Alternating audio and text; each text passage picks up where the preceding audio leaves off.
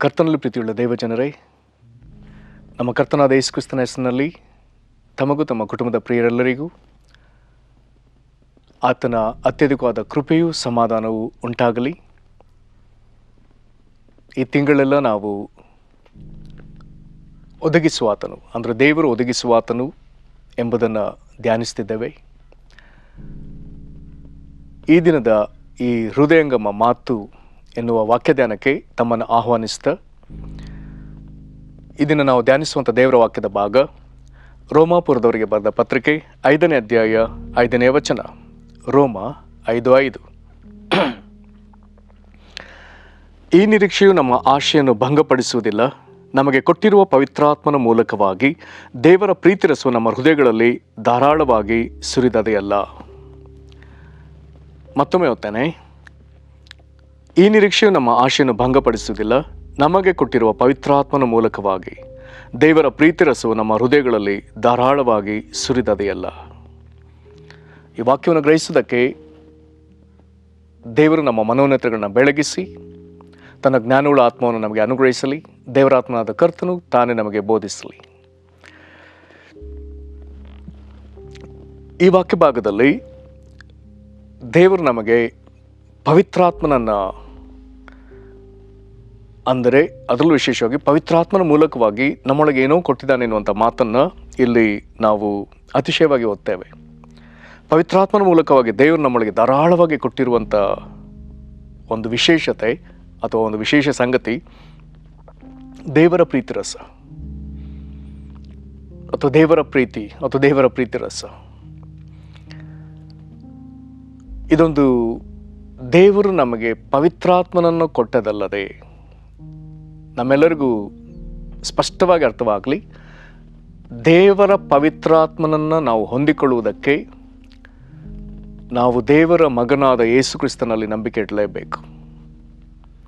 ಆತನ ಮಗನಾದ ಯೇಸು ಕ್ರಿಸ್ತನಲ್ಲಿ ನಂಬಿಕೆ ಇಟ್ಟರೆ ಮಾತ್ರವೇ ನಮಗೆ ಪವಿತ್ರಾತ್ಮನ ವರ ಸಿಗಲಿಕ್ಕೆ ಸಾಧ್ಯ. ಇನ್ನು ಹೇಗೂ ಅದು ಸಿಗಲಿಕ್ಕೆ ಸಾಧ್ಯ ಇಲ್ಲ. ಹಾಗಾಗಿ ಇದು ಬಹಳ ಪ್ರಾಮುಖ್ಯವಾದ ಒಂದು ವಿಷಯ. ನಾವು ಪವಿತ್ರಾತ್ಮನನ್ನು ಹೊಂದಿಕೊಳ್ಳಬೇಕೆಂಬುದು ದೇವರ ದೊಡ್ಡ ಉದ್ದೇಶ. ದೇವರು ಹಳೆ ಒಡಂಬಡಿಕೆಯಲ್ಲಿ ಕಾಲಾನುಕಾಲಕ್ಕೆ ಇದನ್ನು ಮಾತನಾಡ್ತಾ ಬರ್ತಾರೆ. ಒಂದು ಕಡೆ ಮೆಸ್ಸಿಯನನ್ನು ಅಂದರೆ ಕ್ರಿಸ್ತನನ್ನು ಅಂದರೆ ಆತನ ಮಗನಾದ ಯೇಸು ಕ್ರಿಸ್ತನನ್ನು ನಮಗೆ ವಾಗ್ದಾನವಾಗಿ ಮಾತನಾಡ್ತಾ ಬರುತ್ತಲೇ ಜೊತೆಗೆ ಆತನು ಮುಂದಿನ ಕಾಲದಲ್ಲಿ ಅಂದರೆ ಈಗಿನ ಕಾಲದಲ್ಲಿ ಆತನು ಹೇಗೆ ನಮಗೆ ಪವಿತ್ರಾತ್ಮನನ್ನು ನಮಗೆ ಒದಗಿಸ್ತಾನೆ ಎನ್ನುವಂಥ ವಾಗ್ದಾನಗಳನ್ನು ಸಹ ಅಷ್ಟೇ ತೀವ್ರವಾಗಿ ದೇವರು ಮಾತನಾಡ್ತಾ ಬಂದಿದ್ದಾನೆ. ಈ ಪವಿತ್ರಾತ್ಮನ ಮೂಲಕ ನಮಗೆ ಅನೇಕ ಸಂಗತಿಗಳು ಸಿಗ್ತದೆ. ಈ ವಾಕ್ಯದಲ್ಲಿ ನಮಗೆ ಈ ಪವಿತ್ರಾತ್ಮನ ಮೂಲಕ ನಮಗೆ ಧಾರಾಳವಾಗಿ ಸಿಗುವಂಥ ಒಂದು ವಿಷಯ ದೇವರ ಪ್ರೀತಿ ಅಥವಾ ದೇವರ ಪ್ರೀತಿ ರಸವೆಂಬುದು ನಮ್ಮೊಳಗೆ ದೇವರು ತಾನೇ ಸುರಿಸ್ತಾನೆ. ಹಾಗಾದರೆ ನಮಗೆ ಅರ್ಥವಾಗಲಿ ಇದರ ಮಹತ್ವವೇನು. ನಾವಿರುವ ಪರಿಸರ ಅಥವಾ ನಾವಿರುವ ಸಂದರ್ಭ ಅಥವಾ ನಮ್ಮ ಪರಿಸ್ಥಿತಿಗಳನ್ನ ನಾವು ಯೋಚಿಸಿಕೊಂಡರೆ ನಮಗೆ ಸ್ಪಷ್ಟವಾಗಿ ಅರ್ಥವಾಗ್ತದೆ. ಒಂದಿಲ್ಲೊಂದು ಸಂಗತಿಗಳು ನಮ್ಮ ಮನಸ್ಸನ್ನು ಅಥವಾ ನಮ್ಮ ಹೃದಯವನ್ನು ಘಾಸಿಗೊಳಿಸ್ತದೆ. ಇದರಿಂದಾಗಿ ವಿಪರೀತ ಮನೋಬಾಧೆ ಅಥವಾ ಪೀಡನೆ ಅಥವಾ ಖಿನ್ನತೆ, ಜಿಗುಪ್ಸೆ, ನಿರಾಶೆ,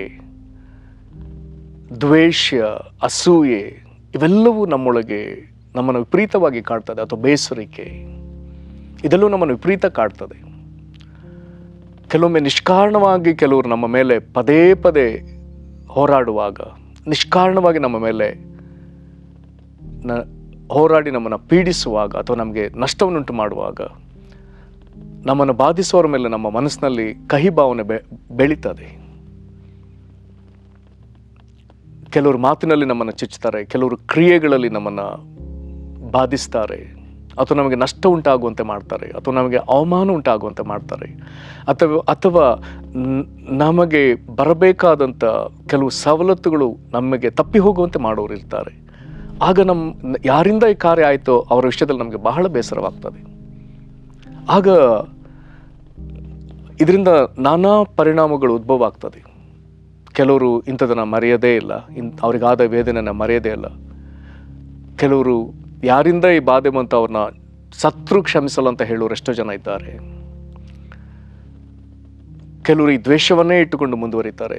ಕೆಲವೊಮ್ಮೆ ಈ ಕೋಪ ದ್ವೇಷಗಳು ವಿಪರೀತ ವಿಕೋಪಕ್ಕೂ ಅನಾಹುತಗಳಿಗೂ ತಿರುಗುವಂಥದ್ದಿದೆ. ಹಾಗಾದರೆ ನಾವು ಒಬ್ಬರಿಂದ ವಿಪರೀತ ಅವಮಾನವನ್ನು, ಬಾಧೆಯನ್ನು, ನಷ್ಟವನ್ನು, ಸಂಕಟಗಳನ್ನ ಅನುಭವಿಸಬೇಕಾದ್ರೆ ನಮ್ಮನ್ನು ಪೀಡಿಸುವಂಥ ವ್ಯಕ್ತಿಗಳು, ಅಂಥವರನ್ನು ನಾವು ಸಹಿಸಿಕೊಳ್ಳುವುದಕ್ಕೆ ಸಾಧ್ಯವೋ? ಅಂಥವರನ್ನು ನಾವು ಕ್ಷಮಿಸಲಿಕ್ಕೆ ಸಾಧ್ಯವೋ? ಅಂಥವ್ರ ಜೊತೆ ನಾವು ಸಮಾಧಾನವಾಗಲಿಕ್ಕೆ ಸಾಧ್ಯವೋ? ಅಂಥವ್ರಿಗಾಗಿ ನಾವು ಪ್ರಾರ್ಥಿಸಲಿಕ್ಕೆ ಸಾಧ್ಯವೋ? ಯೇಸುಕ್ರಿಸ್ತನ ಬೋಧನೆಗಳಲ್ಲಿ ಪ್ರಬಲವಾದ ಒಂದು ಬೋಧೆ, ಪ್ರಪಂಚವನ್ನೇ ಅಲುಗಾಡಿಸಿದಂಥ ಬೋಧನೆ ಅಂತ ಹೇಳ್ಬೋದು. ನಿಮ್ಮ ವೈರಿಗಳನ್ನ ಪ್ರೀತಿಸಿರಿ. ಆತನು ಅದನ್ನು ಪ್ರಬಲವಾಗಿ ಮಾತನಾಡ್ತಾನೆ. ನಮ್ಮನ್ನು ಹಿಂಸೆಪಡಿಸುವವರಿಗೋಸ್ಕರ ಆತನು ಪ್ರಾರ್ಥಿಸಲಿಕ್ಕೆ ಹೇಳ್ತಾನೆ. ಅದನ್ನು ನಾವು ಮತ್ತಾಯನು ಬರೆದ ಸುವಾರ್ತೆಯ 5ನೇ ಅಧ್ಯಾಯದಲ್ಲಿ ಓದ್ತೇವೆ. ಮತ್ತಾಯ 5ನೇ ಅಧ್ಯಾಯ 44ರಲ್ಲಿ ಓದ್ತೇವೆ. ಅಲ್ಲಿ ಯೇಸುಕ್ರಿಸ್ತನು ಹೇಳ್ತಾನೆ, ಆದರೆ ನಾನು ನಿಮಗೆ ಹೇಳುವುದೇನೆಂದರೆ, ನಿಮ್ಮ ವೈರಿಗಳನ್ನು ಪ್ರೀತಿಸಿರಿ, ನಿಮ್ಮನ್ನು ಪಡಿಸುವವರಿಗೋಸ್ಕರ ದೇವರನ್ನು ಪ್ರಾರ್ಥಿಸಿರಿ. ಸಾಧ್ಯವೋ? ನಮ್ಮ ವೈರಿಗಳನ್ನ ಪ್ರೀತಿಸಲಿಕ್ಕೆ ಸಾಧ್ಯವೋ? ನಮ್ಮನ್ನು ಹಿಂಸೆಪಡಿಸುವವರಿಗೋಸ್ಕರ ದೇವರನ್ನು ಪ್ರಾರ್ಥಿಸಲಿಕ್ಕೆ ಸಾಧ್ಯವೋ? ಹಾಗಾದರೆ ನಾವೀಗ ರೋಮ 5ನೇ ಅಧ್ಯಾಯದ 5ನೇ ವಚನದಲ್ಲಿ ಓದಿದ ಈ ವಾಕ್ಯ ಭಾಗದ ನಂತರದಲ್ಲಿ, ಅದರ ಮುಂದುವರೆದ ಭಾಗದಲ್ಲಿ ಏನು ಬರೆದಿದೆ ಎಂಬುದಾಗಿ ಕೇಳಿದರೆ, 8ನೇ ವಚನಕ್ಕೆ ಬರುವಾಗ ಒಂದು ವಿಚಿತ್ರವಾದ ಒಂದು ಪ್ರದರ್ಶನವನ್ನು ದೇವರು ನಮ್ಮ ಮುಂದೆ ಇಡ್ತಾನೆ. ಏನದು? ಆದರೆ ನಾವು ಪಾಪಿಗಳಾಗಿದ್ದಾಗಲೂ ಕ್ರಿಸ್ತನು ನಮಗೋಸ್ಕರ ಪ್ರಾಣ ಕೊಟ್ಟದರಲ್ಲಿ ದೇವರು ನಮ್ಮ ಮೇಲೆ ತನಗಿರುವ ಪ್ರೀತಿಯನ್ನು ಸಿದ್ಧಾಂತಪಡಿಸಿದ್ದಾನೆ. ಹೇಗರ್ಥ ಮಾಡಿಕೊಳ್ಳೋಣ? ಮತ್ತೊಮ್ಮೆ ವಾಕ್ಯ ಓದ್ತೇನೆ, 8ನೇ ವಚನ.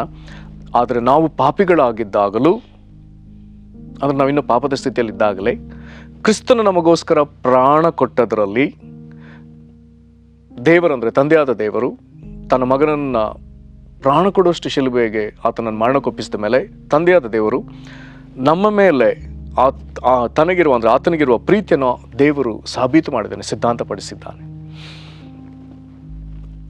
ಒಂದು ವೇಳೆ ನಾವು ಹಳೆಯ ಕಾದಂಬರಿಗಳು ಅಥವಾ ಚಲನಚಿತ್ರಗಳನ್ನು ಅಥವಾ ಕೆಲವು ನಮ್ಮ ಜೀವನದಲ್ಲಿ ನಡೆದ ಕೆಲವು ಘಟನೆಗಳನ್ನ ನಾವು ಯೋಚಿಸಿದರೆ, ಯಾರಿಗಾದರೂ ಪ್ರೀತಿ ತೋರಿಸಬೇಕಾದ್ರೆ ಪ್ರೀತಿಯ ಗುರುತಾಗಿ ಅಥವಾ ಪ್ರೀತಿಯ ದ್ಯೋತಕವಾಗಿ ನಾವು ಏನಾದರೂ ಒಂದು ಗುರುತು ಕೊಡೋದು ವಾಡಿಕೆ ಇದೆ. ಕೆಲವೊಮ್ಮೆ ಪ್ರೇಮಿಗಳು ಒಬ್ಬರು ಇನ್ನೊಬ್ಬರಿಗೆ ತಮ್ಮ ಪ್ರೀತಿಯನ್ನು ವ್ಯಕ್ತಪಡಿಸಬೇಕಾದ್ರೆ ಸಾಧಾರಣವಾಗಿ ಹಳೆಯ ಕಾಲದಲ್ಲಿದ್ದಂಥ ಒಂದು ವಾಡಿಕೆ ಅಥವಾ ಪದ್ಧತಿ, ಕೆಂಪು ಗುಲಾಬಿಯನ್ನು ಕೈಗೆ ಕೊಡ್ತಾ ಇದ್ರು. ಈ ದಿನಗಳಲ್ಲಿ ಅದು ಬೇರೆ ಬೇರೆ ವಿಧಗಳಲ್ಲಿ ಚಿನ್ನದ ಆಭರಣಗಳನ್ನ ಕೊಡುವಂಥದ್ದು ಅಥವಾ ವಾಹನಗಳನ್ನ ಕೊಡುವಂಥದ್ದು, ವಿಧವಾಗಿ ಈಗ ಪ್ರೀತಿಯನ್ನು ವ್ಯಕ್ತಪಡಿಸುವಂಥ ನಾನಾ ವಿಷಯಗಳಿವೆ. ಲೋಕದ ರೂಢಿಯಲ್ಲಿ, ಲೋಕದ ವಾಡಿಕೆಯಲ್ಲಿ ಇಂಥ ಸಂಗತಿಗಳಿರುವಾಗ, ಪರಲೋಕದ ದೇವರು ಆತನು ನಮಗೆ, ಅಂದರೆ ಪಾಪ ಮಾಡಿ ಶಿಕ್ಷೆಗೆ ಪಾತ್ರರಾದ ನಮ್ಮನ್ನಂದರೆ ಆತನ ಕೋಪಕ್ಕೆ ಗುರಿಯಾದ ನಮ್ಮನ್ನು ಆತನು ಕೋಪದಿಂದ ಶಿಕ್ಷಿಸದೆ ಬದಲಾಗಿ ಪ್ರೀತಿಸಿದ್ನಲ್ಲ. ಆ ಪ್ರೀತಿನ ಹೇಗೆ ತೋರ್ಪಡಿಸಿದ ಅಂತ ಹೇಳಿದ್ರೆ, ಕೆಂಪು ಗುಲಾಬಿ ಕೊಟ್ಟು ಅಲ್ಲ, ಚಿನ್ನದ ಆಭರಣಗಳನ್ನ ಕೊಟ್ಟು ಅಲ್ಲ, ಅಥವಾ ಯಾವುದೋ ಬೆಲೆ ಬಾಳುವ ವಸ್ತುಗಳನ್ನ ಕೊಟ್ಟು ಅಲ್ಲ, ಬದಲಾಗಿ ತನ್ನ ಒಬ್ಬನೇ ಮಗನನ್ನು, ತನ್ನ ಅಮೂಲ್ಯವಾದ ಒಬ್ಬನೇ ಮಗನನ್ನು ಆತನು ಕಲ್ವಾರಿ ಶಿಲುಬೆಯಲ್ಲಿ ನಮ್ಮ ಮೇಲಿದ್ದ ತನ್ನ ಕೋಪವನ್ನೆಲ್ಲ ಆತನ ಮೇಲೆ ಹಾಕಿ, ನಮ್ಮ ಮೇಲಿದ್ದ ನಮ್ಮ ಪಾಪಕ್ಕೆ ಪ್ರತಿಯಾಗಿ ನಮ್ಗೆ ಬರಬೇಕಾದ ಶಿಕ್ಷೆಗಳನ್ನೆಲ್ಲ ತನ್ನ ಮಗನ ಮೇಲೆ ಹಾಕಿ ಆತನನ್ನು ಜಜ್ಜಿ ಆತನು ಪ್ರಾಣ ಅರ್ಪಿಸಿದಾಗ, ಆತನ ಮಗನಾದ ಯೇಸು ಕ್ರಿಸ್ತನು ಈಗ ರಕ್ತ ಸೋರುತ್ತ ಶಿಲುಬೆಯಲ್ಲಿ ತೂಗಾಡುವ ಜೀವವಿಲ್ಲದ ಕ್ರಿಸ್ತನನ್ನು ನಮ್ಮ ಮುಂದೆ ತೋರಿಸಿ, ತಂದೆಯಾದ ದೇವರು ಹೇಳ್ತಿರುವಂಥ ಮಾತು, ನಾನು ನಿಮ್ಮನ್ನು ಪ್ರೀತಿಸಿದ್ದೇನೆ. ಯೇಸು ಕ್ರಿಸ್ತನ ಬೋಧೆ, ನಿಮ್ಮ ವೈರಿಗಳನ್ನ ಪ್ರೀತಿಸ್ರಿ. ಯೇಸು ಕ್ರಿಸ್ತನ ಬೋಧೆ, ನಮ್ಮನ್ನು ಹಿಂಸೆಪಡಿಸುವರಿಗೋಸ್ಕರ ಪ್ರಾರ್ಥಿಸ್ರಿ. ಹಾಗಾದರೆ ತಂದೆಯಾದ ದೇವರು ಇದನ್ನೇ ಮಾಡಿದ್ದಾನೆ. ಆತನಿಗೆ ನಾವು ಪಾಪ ಮಾಡಿ ಆತನಿಗೆ ಕೋಪ ಎಬ್ಬಿಸಿದ್ರಲ್ಲಿ ನಾವು ಆತನಿಗೆ ಶತ್ರುಗಳಾದವು. ಮುಂದಿನ ಮಾತುಗಳು ಅದನ್ನು ಮಾತನಾಡ್ತದೆ. ಹೇಗಂತ ಹೇಳಿದ್ರೆ, ಅದನ್ನು ಓದ್ತೇನೆ. ರೋಮ 5ನೇ ಅಧ್ಯಾಯದ 9-10 ವಚನಗಳು. ಈಗ ನಾವು ಆತನ ರಕ್ತದಿಂದ ನೀತಿವಂತರಾಗಿರಲಾಗಿ ಆತನ ಮೂಲಕ ಬರುವ ಕೋಪಕ್ಕೆ ತಪ್ಪಿಸಿಕೊಳ್ಳುವುದು ಮತ್ತು ನಿಶ್ಚಯವಲ್ಲವೇ? ಒಂದು ದಿವಸ ನಿಶ್ಚಯವಾಗಿ ಲೋಕದ ಮೇಲೆ ದೇವರು ತನ್ನ ಕೋಪವನ್ನು ಪ್ರಕಟಪಡಿಸಲಿಕ್ಕಿದ್ದಾನೆ. ಆದರೆ ದೇವರು ಆ ಕೋಪವನ್ನು ತಡೆದು ಈಗಲಾದರೂ ನಾವು ಆತನ ಕಡೆ ತಿರುಗಬೇಕೆಂಬುದಾಗಿ ತನ್ನ ಕೃಪೆ ಕರುಣೆಯಿಂದ ಆತನ ನಮಗಾಗಿ ಕಾದಿದ್ದಾನೆ. ಒಂದು ದಿನ ದೇವರು ಆ ಮಿತಿಯನ್ನು ಮುಗಿಸ್ತಾನೆ ಅಥವಾ ಮೊಟುಗೊಳಿಸ್ತಾನೆ, ನಂತರ ತನ್ನ ಕೋಪವನ್ನು ತೋರಿಸುವ ದಿನವಿದೆ. ಆದರೆ ನಾವು ಆತನ ಮಗನಾದ ಯೇಸು ಕ್ರಿಸ್ತನ ನಂಬುದಾದರೆ ಆತನ ರಕ್ತದಿಂದ ನಮಗೆ ನೀತಿವಂತರನ್ನಾಗಿ ಮಾಡಿ ಆತನು ನಮ್ಮನ್ನು ತನ್ನ ಕೋಪದಿಂದ ತಪ್ಪಿಸುವಂಥ ದೇವರ ಆತನು. ಓಕೆ, ಅದನ್ನು ಈ 9ನೇ ವಚನದಲ್ಲಿ ಓದ್ತೇವೆ. 10ನೇ ವಚನಕ್ಕೆ ಬರುವಾಗ ಮೊದಲು ನಾವು ದೇವರಿಗೆ ಏನಾಗಿದೆ ಅನ್ನುವಂಥ ಆ ನೈಜ ಸ್ಥಿತಿಯನ್ನು ಮಾತನಾಡ್ತದೆ. ದೇವರಿಗೆ ವೈರಿಗಳಾಗಿದ್ದ ನಾವು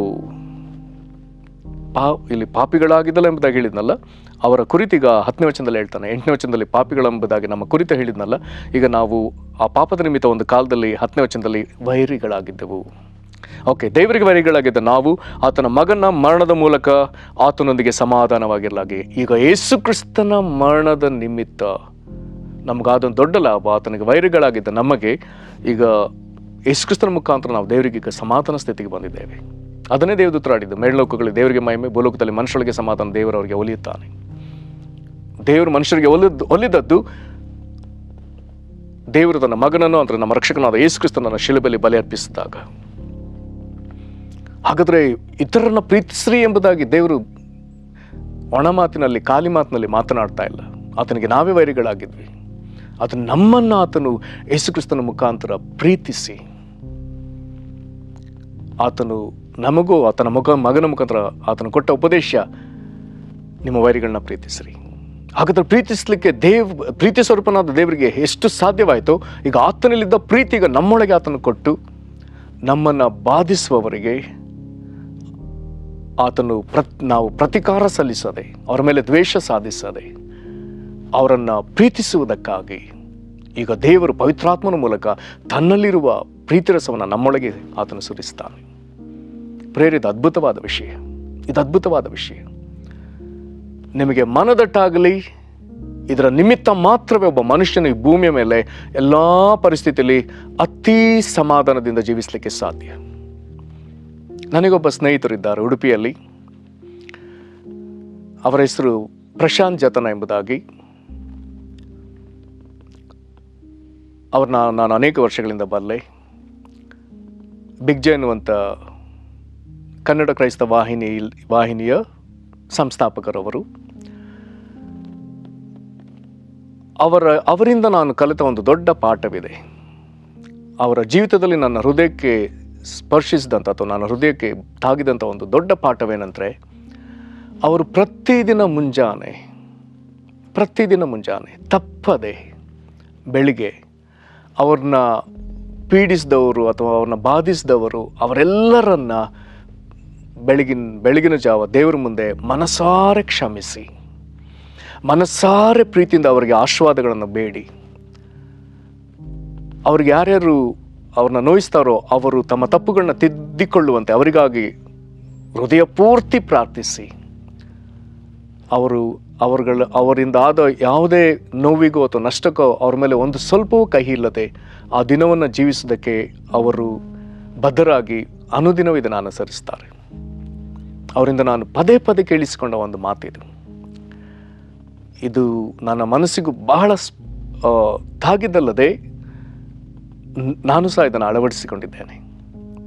ಯಾರೆಷ್ಟು ಅನ್ವಯಿಸಿದ್ರು ಅದನ್ನು ತಾಳಿಕೊಂಡು ಅವರಿಗಾಗಿ ಮನಸಾರೆ ಕ್ಷಮಿಸಿ, ಅವರಿಗಾಗಿ ಮನಸಾರೆ ಪ್ರಾರ್ಥಿಸಿ, ದೇವರು ಅವರನ್ನು ಆಶೀರ್ವದಿಸುವಂತೆ, ನನ್ನ ನೋಯಿಸುವವರನ್ನು ದೇವರು ಆಶೀರ್ವದಿಸುವಂತೆ, ಅವರು ತಮ್ಮ ಜೀವಿತಗಳಲ್ಲಿ ತಿದ್ದಿಕೊಂಡು ಅವರು ಸಹ ರಕ್ಷಣೆ ಹೊಂದಿ ಕರ್ತನ ಬರೋಣದಲ್ಲಿ ಅವರು ರಕ್ಷಣೆ ಹೊಂದಿದವರಾಗಿರಬೇಕೆನ್ನುವಂಥ ಪಾಠವನ್ನು ನಾನು ನನ್ನ ಸ್ನೇಹಿತರಾದ ಪ್ರಶಾಂತ್ ಜತನದವರಿಂದ ನಾನು ಕಲ್ತಿದ್ದೇನೆ. ಅವರಿಗೆ ಹಾಗಾದರೆ ಹೇಗೆ ಸಾಧ್ಯವಾಯಿತು? ದೇವರು ಅವರ ಹೃದಯದೊಳಗೆ ಸುರಿಸಿದ ದೇವರ ಪ್ರೀತಿರಸ, ಪವಿತ್ರಾತ್ಮನ ಮೂಲಕ ಸುರಿಸಿದ ಪ್ರೀತಿರಸ. ಹಾಗಾದರೆ ಈ ವಾಕ್ಯ ನಮ್ಮನ್ನು ಹಾಗೆ ಉತ್ತೇಜಿಸ್ತದೆ. ಪ್ರೇರೆ, ಇದು ದೊಡ್ಡ ಸಮಾಧಾನ.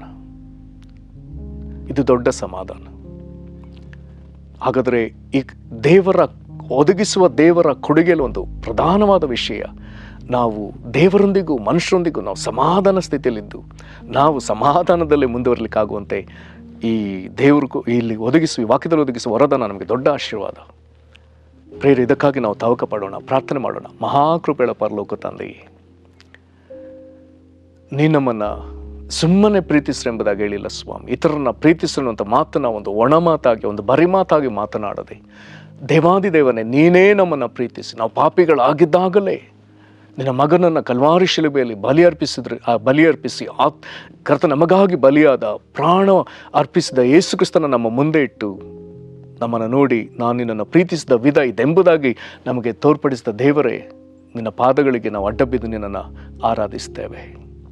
ಕರ್ತನೇ, ಯೇಸು ಕ್ರಿಸ್ತನ ಹೆಸರಿನಲ್ಲಿ ನಂಬಿಕೆಟ್ಟ ನಮಗೂ ನಮ್ಮ ಹೃದಯದಲ್ಲಿ ದೇವರೇ ನೀನು ಯಾವ ಪ್ರೀತಿಯಿಂದ ನಮ್ಮನ್ನು ಪ್ರೀತಿಸ್ತೀಯೋ ಅದೇ ಪ್ರೀತಿಯನ್ನು ಪವಿತ್ರಾತ್ಮನ ಮೂಲಕ ನಮ್ಮ ಹೃದಯದಲ್ಲಿ ಧಾರಾಳವಾಗಿ ಆ ಪ್ರೀತಿ ರಸವನ್ನು ಸುರಿಸಿ, ಕರ್ತನೆ, ನಮ್ಮನ್ನು ನೋಯಿಸಿದವರ ವಿಷಯದಲ್ಲಿ ನಾವು ಕಹಿಭಾವನೆಯಿಂದಿರದೆ ಅವರನ್ನ ಕರ್ತನೆ ಹೃದಯಪೂರ್ವಕವಾಗಿ ನಾವು ಕ್ಷಮಿಸಿ ಅವರ ಆಶೀರ್ವಾದಕ್ಕಾಗಿ ಅನುದಿನವೂ ಪ್ರಾರ್ಥಿಸುವಂತೆ ನಮಗೆ ನೀನು ಮಾಡ್ತಿರುವಂಥ ಸಹಾಯಕ್ಕಾಗಿ ಸ್ತೋತ್ರ. ದೇವರೇ, ಇದನ್ನು ಯಾರು ಕರ್ತನೆ ಇತರನ್ನ ಕ್ಷಮಿಸಲಾರದೆ, ಇತರ ಮೇಲೆ ಸೇಡಿಗಾಗಿ, ಇತರ ಮೇಲೆ ದ್ವೇಷಕ್ಕಾಗಿ ತವಕ ಪಡ್ತಿದ್ದಾರೋ ಅಂಥ ನಿನ್ನ ಮಕ್ಕಳನ್ನು ಇದನ್ನು ಕ್ಷಮಿಸಿಬಿಡು ದೇವರೇ. ಇವರು ಕರ್ತನೆ ದ್ವೇಷಕ ಪ್ರತಿಯಾಗಿ ಇವರ ಹೃದಯಗಳಲ್ಲಿ ಕ್ರಿಸ್ತನ ಪ್ರೀತಿಯನ್ನು ಧರಿಸಿಕೊಳ್ಳಲಿ ದೇವರೇ, ನಿನ್ನ ಪ್ರೀತಿಯನ್ನು ಧರಿಸಿಕೊಳ್ಳಲಿ ಅಪ್ಪ.